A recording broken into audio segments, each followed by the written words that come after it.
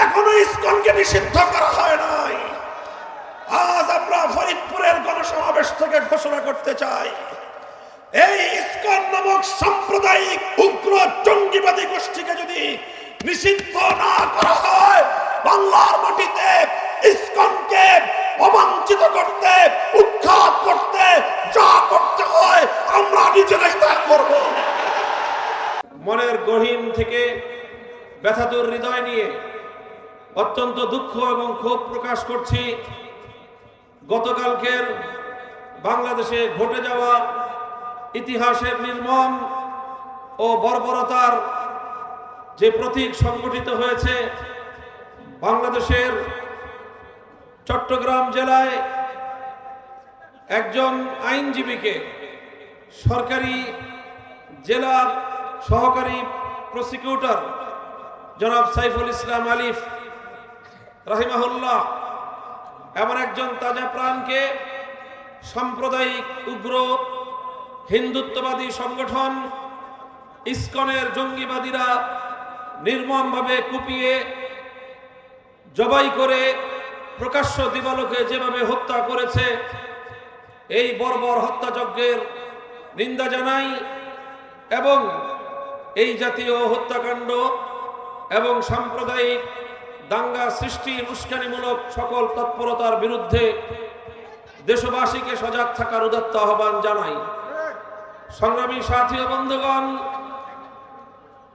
আজ এ কথা বলতে কোনো দ্বিধা নেই। বিগত জুলাই এবং আগস্ট মাসে বাংলাদেশে যে বিপ্লব সংগঠিত হয়েছে, এ বিপ্লব এবং এই অভ্যুত্থান এদেশের মানুষের বহু ত্যাগ, কোরবানি আর নজরানার মাধ্যমে অর্জিত হয়েছে। এখানে বহু অংশীজন রয়েছে বিপ্লবের।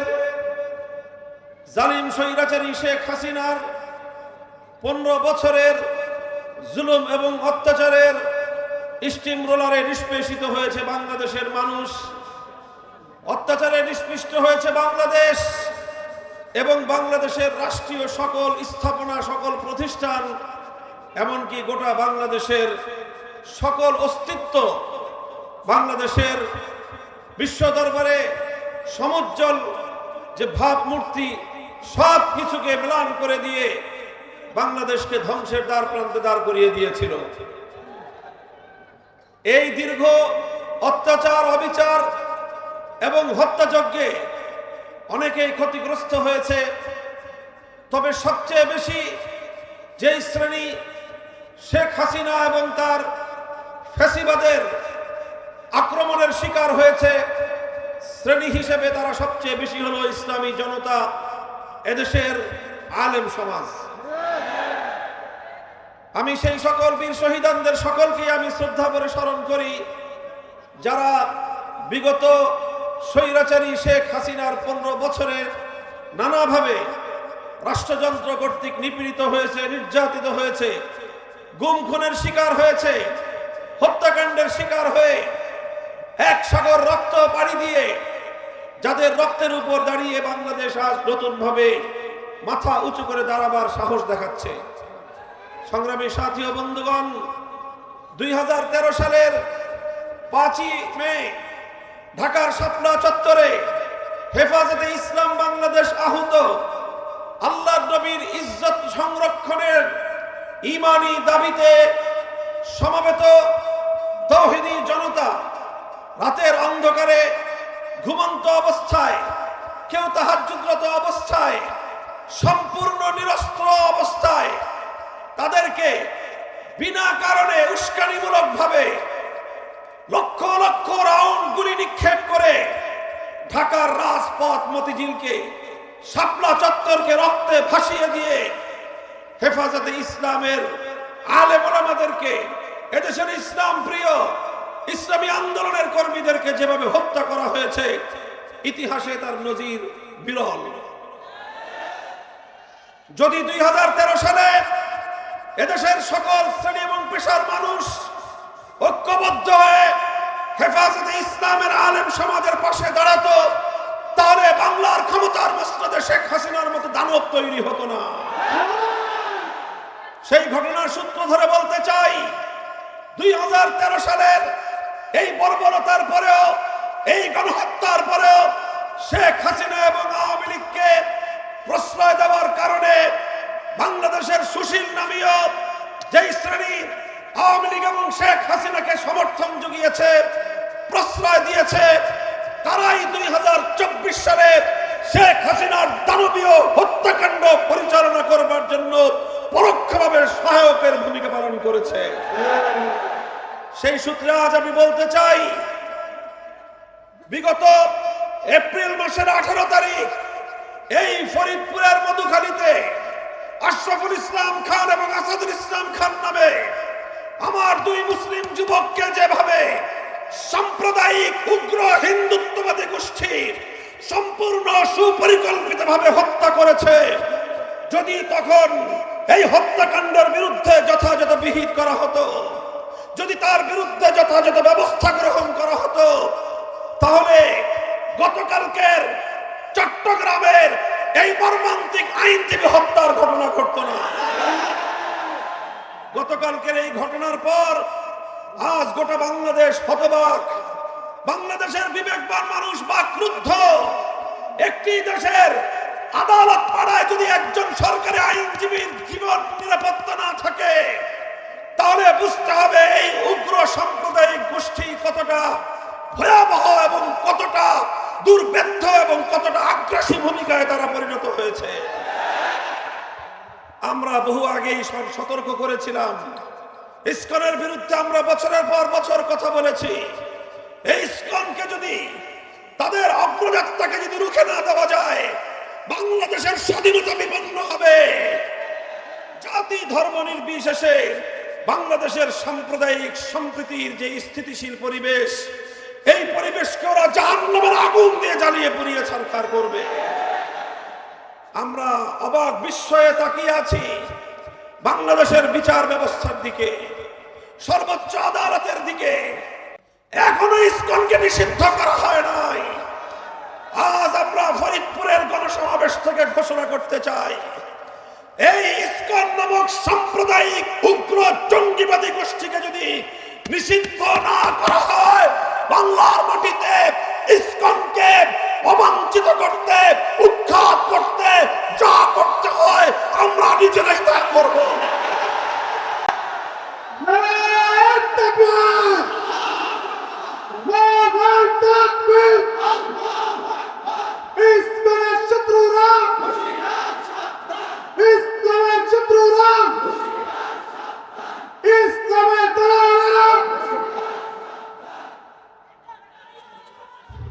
সংগ্রামী সাথী ও বন্ধুগণ, আমরা আপনাদেরকে ধৈর্যশীলতার, সহনশীলতার আহ্বান জানাই।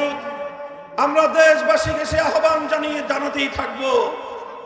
আমরা স্পষ্টভাবে লক্ষ্য করছি, বিগত 15 বছর যাবৎ সকল ধরনের কূটনৈতিক শিষ্টাচারকে উপেক্ষা করে, এমনকি ন্যূনতম প্রতিবেশী সুলভ যে সাধারণ সভ্যতা, সাধারণ যে শালীনতা, সেই সভ্যতাকে অলঙ্ঘন করে পার্শ্ববর্তী দেশ হিসেবে বাংলাদেশের ভারত রাষ্ট্র বাংলাদেশের আভ্যন্তরীণ বিষয়ে নগ্নভাবে হস্তক্ষেপ করে চলেছে। 15 বছর পর্যন্ত বাংলাদেশের প্রতিটি জাতীয় নির্বাচনকে ভারতের প্রচ্ছন্ন মদদে শেখ হাসিনা জনগণের ভোটাধিকারকে হরণ করে নিয়েছে, ভোট ব্যবস্থাকে বাতিল করে দিয়েছে। সর্বোচ্চ আদালত বিচার ব্যবস্থায় তার নিজের দলীয় লোকদেরকে নিয়োগ করে সর্বোচ্চ বিচারকের আসনকে পর্যন্ত কলঙ্কিত করেছে। প্রধান বিচারপতির চেয়ারে বসে শেখ হাসিনার লেসপেন্সাররা তারা দলীয় নেতা কর্মীর মতো বক্তব্য দিত। শেখ হাসিনার ইশারা ছাড়া বাংলাদেশের প্রধান বিচারপতি পর্যন্ত কোনো রায় দিত না, বিচার ব্যবস্থাকে ধ্বংস করে সেরেছিল। প্রশাসনকে দলীয়করণ করেছিল। প্রশাসনের সর্বোচ্চ জায়গা থেকে সর্বনিম্ন স্তর পর্যন্ত দলীয় ক্যাডারদেরকে নিয়োগ করে বাংলাদেশটাকে ফ্যাসিবাদী রাষ্ট্রে পরিণত করেছিল। আইন শৃঙ্খলা রক্ষাকারী বাহিনীর কথা কি বলবো? এই আমাদের প্রিয় পুলিশ বাহিনী, যাদের দীর্ঘ ঐতিহ্য ছিল, একাত্তরের মুক্তিযুদ্ধের রণাঙ্গন থেকে যারা যাত্রা শুরু করেছিল, সেই পুলিশ বাহিনীকে দলীয় পেটোয়া বাহিনীতে পরিণত করে বাংলাদেশের সকল পুলিশদেরকে সে তার নিজস্ব দলীয় গুন্ডায় পরিণত করেছিল। আর এভাবে আইন শৃঙ্খলা রক্ষাকারী বাহিনীকে জনগণের মুখোমুখি দাঁড় করিয়ে জনগণ এবং রাষ্ট্রের বিরুদ্ধে একটি যুদ্ধান্তিহী পরিবেশ তৈরি করেছিল শেখ হাসিনা। আমি অবাক বিস্ময়ে চিন্তা করি যে একটি দেশের আভ্যন্তরীণ বিষয়ে একটি দেশের প্রধানমন্ত্রী হয়ে দেশকে এভাবে আত্মঘাতী ভাবে দেশকে ধ্বংসের দ্বার প্রান্তে কিভাবে একজন মানুষ পরিণত করতে পারে। তারপরে চিন্তা করে দেখলাম, শেখ হাসিনার রাজনীতি নিয়ে স্টাডি করলাম, আমার কাছে দিবালোকের ন্যায় পরিষ্কার হয়ে গেল শেখ হাসিনার রাজনীতি শুরু করেছিল বাংলাদেশকে ধ্বংস করার জন্য। 1975 সালে তার বাবা শেখ মুজিবুর রহমান সাহেব জাতির সঙ্গে 1970-এর জাতীয় নির্বাচনে যে ওয়াদা করেছিলেন, সেই ওয়াদা ভঙ্গ করে জনগণের গণতান্ত্রিক অধিকার হরণ করেছিলেন। কোরআন সুন্নাহ বিরোধী আইন তৈরি না করবার অঙ্গীকার করে তিনি ধর্মনিরপেক্ষতাবাদ নামক কুফরি সংবিধান চাপিয়ে দিয়ে ওয়াদা খেলাফি করেছিলেন, জাতির সঙ্গে গাদ্দারি করেছিলেন। 72 থেকে 75 সাল পর্যন্ত 30,000 মায়ের কোল খালি করেছেন, বাংলার 30,000 তামাল সন্তানকে হত্যা করেছিলেন। 1971-এর স্বাধীনতার পর সর্বপ্রথম ক্রস ফায়ারের নামে সিরাজ শিকদারকে হত্যা করে শেখ মুজিবুর রহমান সাহেব বাংলাদেশে খুন এবং গুমের রাজনীতির সূচনা করেছিলেন। আর এই সব কিছুর প্রায়শ্চিত্ত করতে হয়েছিল তাকে 75 সালের 15ই আগস্ট। কিন্তু আমরা দেখলাম 1975-এর 15ই আগস্টের এই হত্যাকাণ্ডের পর শেখ হাসিনা ঘোষণা করেছিলেন আন্তর্জাতিক গণমাধ্যমে, যেই জাতি যেই দেশ তার বাবা এবং তার পরিবারকে হত্যা করেছে, তিনি সেই দেশের কাছ থেকে, সেই জাতির কাছ থেকে প্রতিশোধ গ্রহণ করবেন। সেই শুরু হলো শেখ হাসিনার প্রতিশোধের রাজনীতি। 1975 সালের 15ই আগস্ট থেকে 2024 সালের 5ই আগস্ট শেখ হাসিনার 50 বছরের রাজনীতি ছিল প্রতিশোধ গ্রহণের রাজনীতি। সে প্রতিশোধ দিয়েছে বাংলাদেশের কাছ থেকে, সে প্রতিশোধ দিয়েছে বাংলার জনগণের কাছ থেকে, সে প্রতিশোধ গ্রহণ করেছে বাংলাদেশের মানচিত্রের কাছ থেকে। সে এমন ভাবে প্রতিশোধ নিয়েছে, এমনকি বলতে বলতে কথা পর্যন্ত আমি বলতে বাধ্য, শেখ হাসিনা প্রতিশোধ দিয়েছে তার নিজের দল আওয়ামী লীগের কাছ থেকে। কিভাবে জনগণের কাছ থেকে প্রতিশোধ দিল দেখেন। ছোট্ট একটা তথ্য, আজকে বাংলাদেশের অনেকগুলো ব্যাংক, কতগুলো ব্যাংক, সংবাদ মাধ্যম এবং সাধারণ জনগণ যারা ব্যবসায়িক কাজে, ব্যক্তিগত কাজে ব্যাংকিং করতে হয়, আপনারা নিজেরাই ভুক্তভোগী। ব্যাংকগুলোতে গেলে 10,000 টাকার চেক পাস করবার সামর্থ্য নাই। কোটি টাকার ডিপোজিট, আপনার ব্যাংকে যাবেন, আপনাকে বলবে যে মাসে মাসে 50,000 টাকা করে নিয়ে যান। আপনি বলেন 1 কোটি টাকা যার ডিপোজিট, সে যদি প্রতি মাসে 50,000 টাকা করে নেয়, তার নাতিপুতিরাও এই টাকা ভোগ করে যেতে পারবে না। এই হলো দেশের ব্যাংকিং সেক্টরের অবস্থা। অর্থনীতির ভিত ধসিয়ে দিয়ে গোটা বাংলাদেশটাকে আক্ষরিক অর্থে তলাবিহীন ঝুড়িতে পরিণত করে গিয়েছে শেখ হাসিনা। কিভাবে করেছে? মেগা প্রজেক্টের নামে মেগা দুর্নীতি করেছে। 30,000 কোটি টাকার নামে পদ্মা সেতু করে 20,000 কোটি টাকা পাচার করেছে। এভাবে প্রতিটি মেগা প্রজেক্ট থেকে 2 গুণ 3 গুণ বেশি খরচ দেখিয়ে শেখ হাসিনা এবং তার ঘনিষ্ঠ লোকজন গোটা বাংলাদেশের, এখানে লক্ষ কোটি বাঙালিদের, প্রবাসী বাঙালিদের, ব্যবসায়ী বাংলাদেশের মানুষদের কষ্টার্জিত ঘাম ঝরানো অর্থ, যেটা দিয়ে দিনে দিনে দেশ এগিয়ে যাচ্ছিল, সেই সব অর্থ পাচার করে বাংলাদেশকে ধ্বংস করে দিয়েছে। আমি চিন্তা করি, একটা মানুষ, তাও বিধবা, একজন বিধবা নারী, একটা ছেলে আর একটা মেয়ে আছে, এই ছেলে মেয়েকে আগে থেকে দেশের বাইরে সেটেল করেছে। আর একটা বোন ছিল, এই মহিলা প্রায় 80 বছরের কাছাকাছি, তার এত হাজার হাজার কোটি টাকা দুর্নীতি করবার এবং পাচার করবার প্রয়োজনটা কি ছিল? পরে আমার কাছে মনে হয়েছে আসলে টাকার লোভে শেখ হাসিনা অর্থ পাচার করে নাই, সে বাংলাদেশের কাছ থেকে প্রতিশোধ গ্রহণ করতে চেয়েছে। বাংলাদেশের অর্থনীতি ধ্বংস করাই ছিল তার উদ্দেশ্য।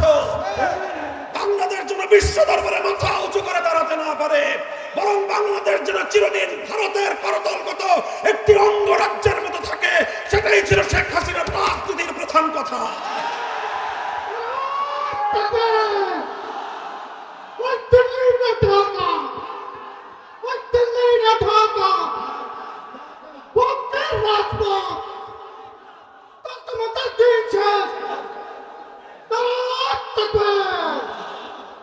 সংগ্রামী সাথী ও বন্ধুগণ, এভাবে 15টা বছর পর্যন্ত শেখ হাসিনা বাংলাদেশের জনগণের প্রতিনিধিত্ব করে নাই।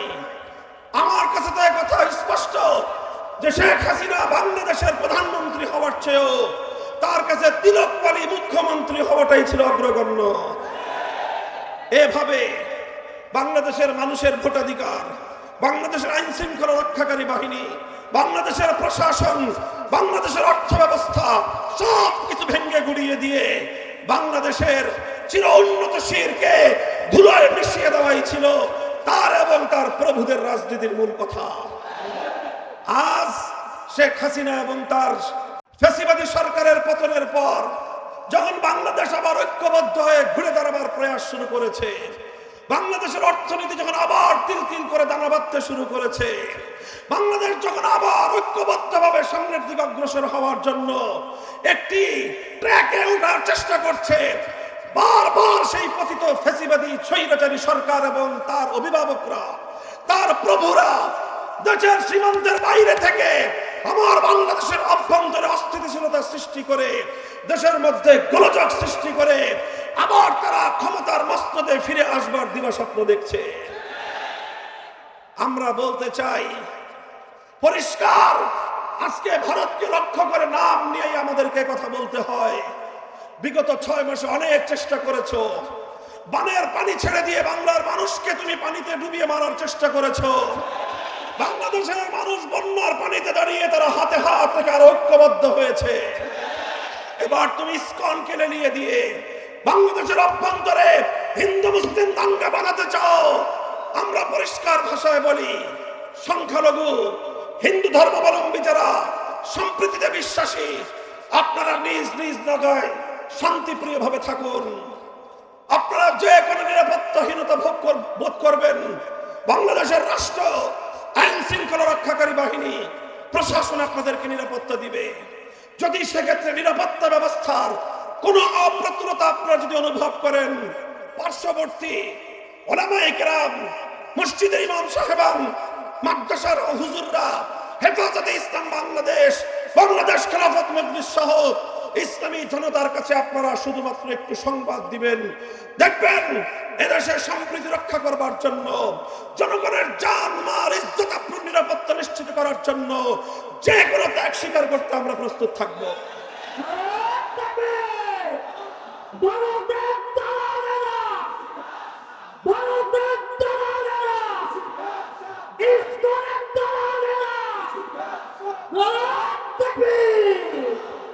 আমরা বাংলাদেশের এই অন্তর্বর্তীকালীন সরকারের কাছে স্পষ্ট দাবি জানাতে চাই, সব বিষয়ে স্বাভাবিকতাকে ফিরিয়ে আনবার চেষ্টা করুন।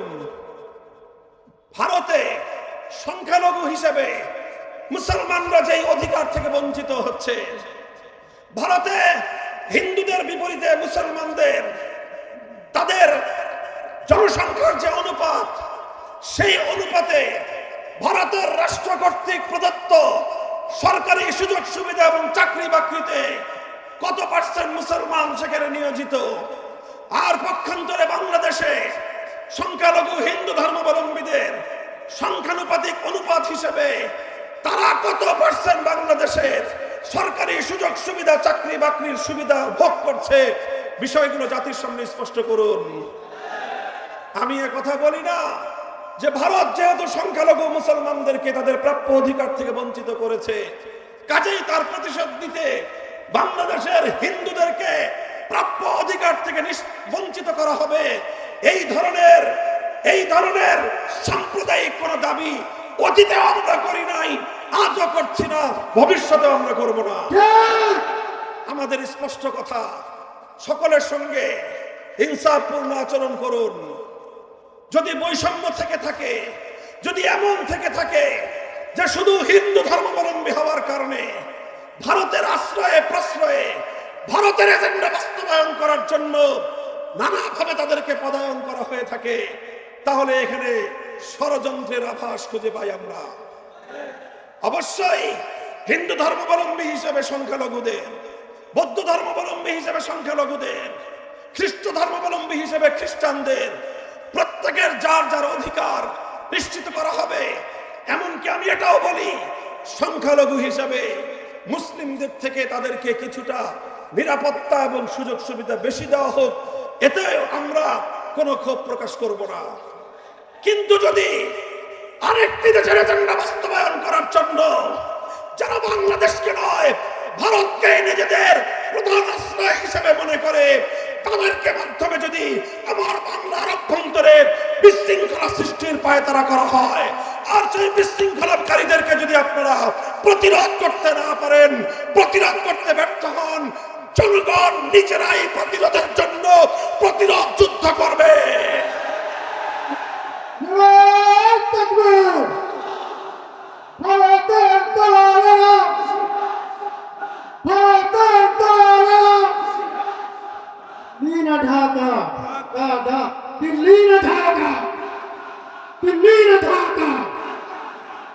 সংগ্রামী সাথী ও বন্ধুগণ, আজ লাখো কণ্ঠে চট্টগ্রাম থেকে যে আওয়াজ উঠেছে, টেকনাফ থেকে তেতুলিয়ায়, গোটা বাংলাদেশ আজ অভিন্ন সুরে কথা বলছে। আর কোন সাইফুল ইসলাম আলিফ ভাইয়ের মতো শহীদ মৃত্যু আমরা দেখতে চাই না, আর কোন অযথা রক্তপাত বাংলার মাটিতে আমরা দেখতে চাই না। ফ্যাসিবাদ যেভাবে 2000 তরুণ ছাত্র যুবকের রক্তের উপর দিয়ে ক্ষমতার মসনদকে আঁকড়ে থাকবার চেষ্টা করেছিল, বাংলাদেশের ক্ষমতার মসনদ যেন আর কোন ক্ষমতাসীনদের কাছে রক্তের চেয়ে বেশি দামি না হয়। আমরা ভবিষ্যৎ সকল রাষ্ট্রীয় কর্মধারদেরকে স্পষ্ট বার্তা দিয়ে দিতে চাই, জনগণের জানমাল ইজ্জত আবরু তাদের জীবনের নিরাপত্তাকে সবার চেয়ে অগ্রগণ্য মনে করতে হবে। জনগণের রক্তের উপর দিয়ে ক্ষমতার মসনদে থাকবার কেউ চেষ্টা করবেন না। জনগণ যতদিন চায় ততদিন থাকবেন। জনগণের নার্ভ, তাদের পালস এবং তাদের অভিপ্রায় বুঝবার চেষ্টা করবেন। অন্তর্বর্তীকালীন সরকারকে বলবো, একেবারে আনলিমিটেড সময়ের জন্য ক্ষমতা আপনাদেরকে দেওয়া হয় নাই, একটা নির্ধারিত সময়ের জন্য আপনাদেরকে ক্ষমতার মসনদে বসানো হয়েছে। সুনির্দিষ্ট একটা এজেন্ডা রয়েছে, সুনির্দিষ্ট দায়িত্ব রয়েছে। আপনারা প্রয়োজনীয় সংস্কার সারবেন। ফ্যাসিবাদের আগ্রাসনে ভেঙে পড়া বাংলাদেশের ভঙ্গুর রাষ্ট্র কাঠামোকে শুধুমাত্র জরুরি পুনর্নির্মাণ করে অতি দ্রুত জাতীয় নির্বাচনের ব্যবস্থা করবেন। লেভেল প্লেইং ফিল্ড তৈরি করে জনগণের প্রতিনিধিদের হাতে ক্ষমতা হস্তান্তর করার রাস্তায় আপনারা চলা শুরু করুন। নির্বাচন কমিশন সংস্কার করা হয়েছে, পুনর্গঠন করা হয়েছে, ধন্যবাদ জানাই। নির্বাচন কমিশনের প্রতি আমাদের উদাত্ত আহ্বান থাকবে, সকল দল এবং মতের প্রতি বৈষম্যহীন আচরণ করতে হবে। ইসলামী জনতা বিগত 50 বছর ধরে বাংলাদেশের রাজনীতিতে বঞ্চনার শিকার হয়েছে। ঢাকা বিশ্ববিদ্যালয় সহ প্রতিটি পাবলিক বিশ্ববিদ্যালয়ে ইসলামী সংগঠনগুলোকে অঘোষিতভাবে নিষিদ্ধ করে রাখা হয়েছিল। প্রতিটি পাবলিক বিশ্ববিদ্যালয়, প্রতিটি প্রাইভেট বিশ্ববিদ্যালয় সহ সকল শিক্ষাঙ্গনে ইসলামী সংগঠনগুলোর রাজনীতি করবার সুযোগ অবারিত করতে হবে। এদেশের ইসলামী সংগঠনগুলোই সাম্প্রদায়িক সম্প্রীতি রক্ষার ক্ষেত্রে অগ্রণী ভূমিকা পালন করে। বাংলাদেশ খেলাফত ছাত্র মজলিস আজ বাংলার প্রতিটি প্রান্তে প্রান্তে, স্কুল, কলেজ, মাদ্রাসা, ইউনিভার্সিটি সব জায়গায় তারা কাজ করছে। এদেশের তরুণ ছাত্র জনতাকে আমি উদাত্ত আহ্বান জানাই, আসো আমরা হাতে হাত রাখি। যেভাবে 5ই আগস্টের বিপ্লবের জন্য শহীদ আবু সাঈদরা বুলেটের মুখে বুক চিতিয়ে দাঁড়িয়েছিল, এটাই হলো বাংলাদেশ। শহীদ আবু সাঈদ বাংলাদেশের অপর নাম। এভাবে যদি আমার ছাত্র জনতা আগামী দিনেও শুধুমাত্র একটি দলকে নয়, একটি স্বৈরাচারকে শুধু নয়, গোটা স্বৈরতন্ত্রের শেকড়কে উপড়ে ফেলবার জন্য বদ্ধপরিকর হয়, সোনার বাংলাদেশ গড়ে ওঠা সম্ভব হবে। আমরা স্পষ্ট ভাষায় বলতে চাই, বৈষম্যহীন এই সমাজ ব্যবস্থা, সম্পূর্ণ ইনসাফ ভিত্তিক সমাজ ব্যবস্থা যদি আসলে আমরা গড়তে চাই, আমাদের এই চাওয়ার ক্ষেত্রে যদি আমরা শতভাগ আন্তরিক এবং সত্যবাদী হয়ে থাকি, তাহলে আমি যে কথা বলবো সেটা হলো এই: মানব রচিত কোন তন্ত্রমন্ত্রের মাধ্যমে পূর্ণাঙ্গ বৈষম্যহীন ইনসাফপূর্ণ সমাজ গড়া সম্ভব নয়। এজন্য একমাত্র নিশ্চয়তা প্রদানকারী ব্যবস্থার নাম হলো আল্লাহ প্রদত্ত, আল্লাহর প্রতিনিধিত্বের রাজনীতি, খেলাফতের রাজনীতি। তাই আজ বাংলাদেশ খেলাফত মজলিসে দেশের শীর্ষ উলামায়ে কেরাম, বুদ্ধিজীবী, সুশীল সমাজ, শিক্ষিত সমাজ, সরকারি অবসরপ্রাপ্ত কর্মকর্তারা তারা দলে দলে যোগদান করছেন। আমরা তাদের সকলকে নিয়ে বাংলাদেশে খেলাফত কায়েমের এই গণ আন্দোলনকে দুর্বার গতিতে এগিয়ে নিয়ে যাওয়ার জন্য আমরা ঐক্যবদ্ধভাবে কাজ করবো ইনশাআল্লাহ। আজ যোগদানকারী যারা, তাদেরকে আমি বাংলাদেশ খেলাফত মজলিসের পক্ষ থেকে সাদর সম্ভাষণ জানাই। সেই সাথে সংস্কার করে বাংলাদেশে যে জাতীয় নির্বাচন হবে, সেই নির্বাচনে জাতীয় সংসদে কোরআন সুন্নাহ বিরোধী কোন আইন যেন তৈরি না হতে পারে, সেই ধরনের কোন একটি ধারা এবারের সংবিধান সংস্কারের মাধ্যমে অন্তর্ভুক্ত করবার জোর দাবি জানাচ্ছি। আগামী জাতীয় সংসদে বাংলাদেশ খেলাফত মজলিসের পক্ষ থেকে একদল যোগ্য, দায়িত্বশীল, জনগণ জননন্দিত নেতৃবৃন্দকে আমরা জনগণের প্রতিনিধি হিসেবে জাতীয় সংসদে দেখতে চাই। এজন্য আমি ফরিদপুরের এক আসন থেকে, বোয়ালমারী, মধুখালী, আলফাডাঙ্গার আসন থেকে মুফতি শরাফত হোসেনকে আমাদের দলীয় প্রতীক রিকশা তুলে দিয়ে আপনাদের সকলকে তার সহযোগিতায় মাঠ ময়দানে কাজ করার জন্য উদাত্ত আহ্বান জানাই। করবেন তো আপনারা ইনশাআল্লাহ?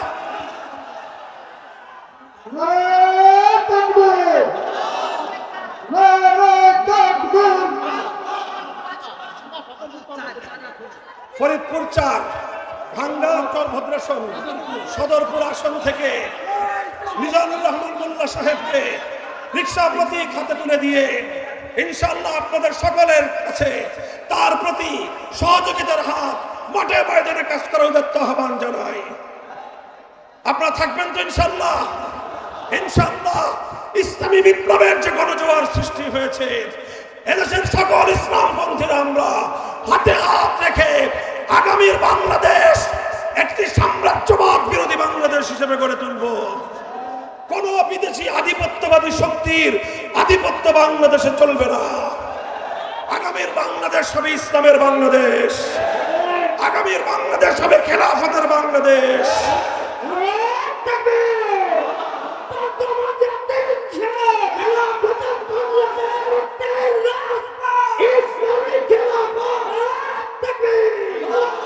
ইনশাআল্লাহ এভাবে আপনারা আমাদের পাশে থাকবেন তো ইনশাআল্লাহ? আল্লাহ পাক কবুল করুন, তৌফিক দান করেন। আমার বাংলাদেশ সকল ষড়যন্ত্রের হাত থেকে মুক্তি পাক, সব ষড়যন্ত্রের চাকারী, চক্রান্তকারী উগ্র গোষ্ঠী নিপাত যাক। ওয়া আখিরু দাওয়ানা আলহামদুলিল্লাহি রাব্বিল আলামিন। বাংলাদেশ জিন্দাবাদ, বাংলাদেশ খেলাফত মজলিস জিন্দাবাদ।